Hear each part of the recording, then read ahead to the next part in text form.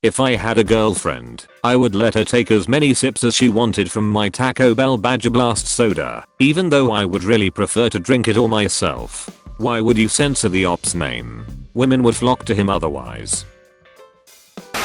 When Americans say, it means awesome, good, fabulous, good, amazing, good, great, fine, bad, okay, bad, not so great, really bad, challenging, driving me completely nuts, hilarious, unexpected, for sure, probably, forever, 30 minutes, let's get coffee sometime, goodbye, I like you, let's stay in touch, goodbye, I don't like you that much, my friend, a person I know, my best friend, a person I know and also like, I'm afraid of Americans, this is super real, completely accurate, pre-successful America exposed. It's hilarious watching non-Americans react to this with fear because I read it just nodding along.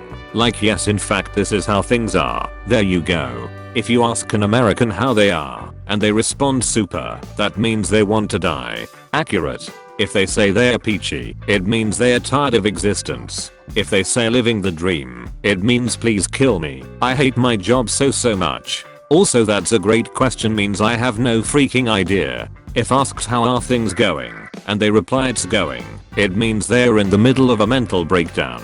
Describing something as interesting means it sucks bad.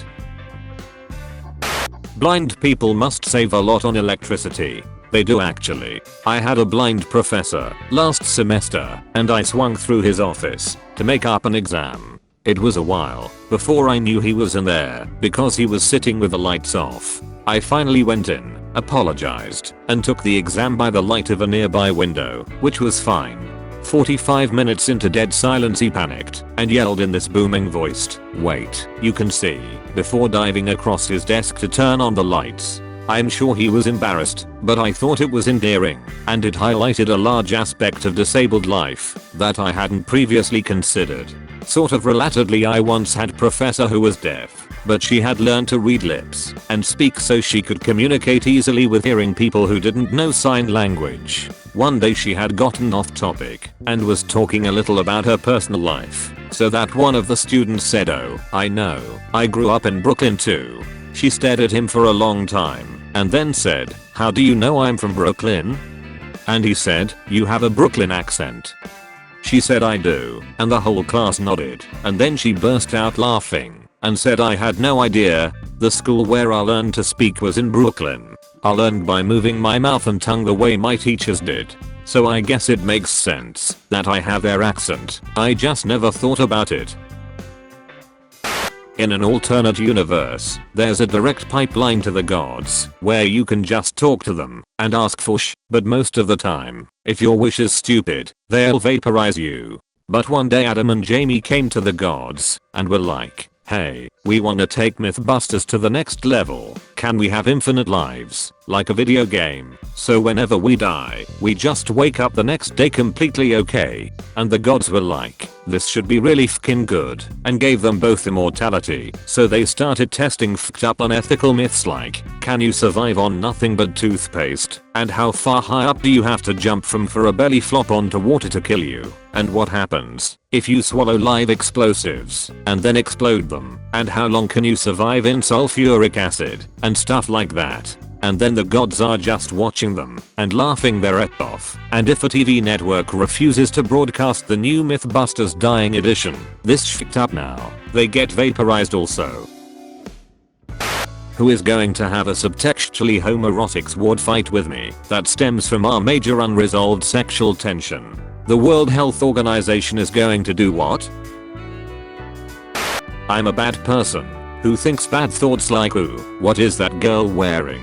And then remember that I'm supposed to be positive about all things, and then think, "No, she can wear what she wants. F what other people say. Damn girl, you look fabulous," and I'm just a teeny bit hypocritical to be honest. I was always taught by my mother that the first thought that goes through your mind is what you have been conditioned to think. What you think next defines who you are. Read this, then read it again.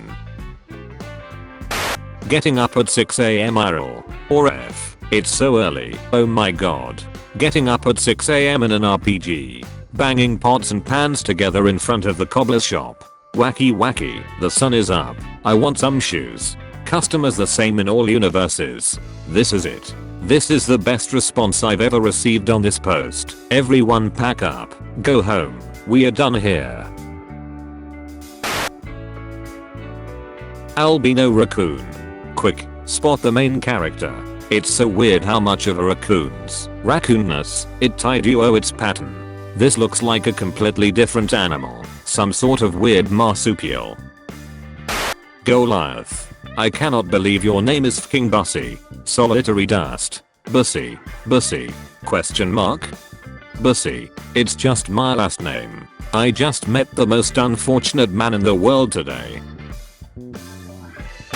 I had a dream I was able to time travel, and I went like 10, 20, 100, 1000, 2000 years into the future, but the instant I went to 4000 I got stuck in a time dilation jail set up by the American government in the year 3877, in which anyone that tried to time travel back or forth across May 23rd, 3877, while on Earth, would end up stuck in this time dilation chamber trap to stop time travelers, but like it was so crazy and mismanaged, because it was legit capturing, like every single time traveler ever, and the place had only been open for 12 minutes, and was already getting overpopulated with non-stop multiple recursive instances of this one other guy, trying to break previous versions of himself out of this goddamn time traveler jail. That is fucking hysterical and absolutely sounds like something the American government would set up.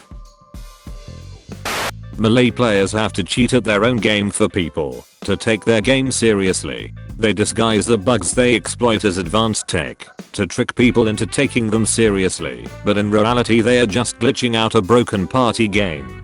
Wasn't there a tournament a few weeks ago where someone needed a controller with a specific defect that's found in 1 in 50 GameCube controllers and is required to do a certain technique? Didn't find any such controllers in the tournament's supplies and left because he couldn't play competitively without it. Smash God drops out of tournament because his controller isn't properly malfunctioning. I hate this idea people have that if a parent walks in and turns off the TV while their kids are watching or playing something, it's evidence of some unhealthy attachment or addiction to technology if they get pissed off. If you walk up and slap a book out of my hand while I'm reading, I'm going to have the same reaction. F off, you're not making some great social commentary, you're just being a hole. If you slap a sandwich out of my hands and I get pissed, it doesn't mean I'm addicted to eating, it just means I was enjoying something and then you had to be a hole. LMAO. It always blows my mind how adults expect children to have more emotionally maturity than they demand of themselves. I always thought of a king-sized bed as being a bit bigger than a queen, but now that I have one, I can tell you that a king-sized bed is an absurdity. I can sprawl out, and my husband can sprawl out, and the cat can sprawl out, and none of us are touching. I reach out in the night and find only pillows and plush walruses. I reach further and eventually find his elbow. He rolls over the comforters to try and find me. I have crossed oceans of bed to be with you, he says. There is a vast expanse of bed untouched, unmapped, unexplored. The cat is still trying to sleep on my face. This is the opposite of a creepy pasta. Comfy pasta. Till that if you hike a mountain in South Korea, there is a man at the top selling instant noodles. Just any mountain? Each mountain a different man. Each man a different noodle. Try and collect all of them. Save point.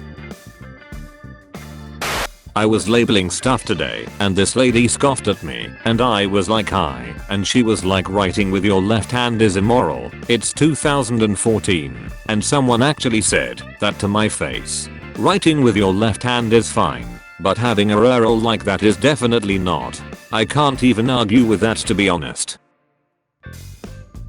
Son, I have a waifu you might think is pretty kawaii, and her name is Responsibility-chan. Finished Toadbert's Halloween costume, Little Wizard. His cape has his name on it.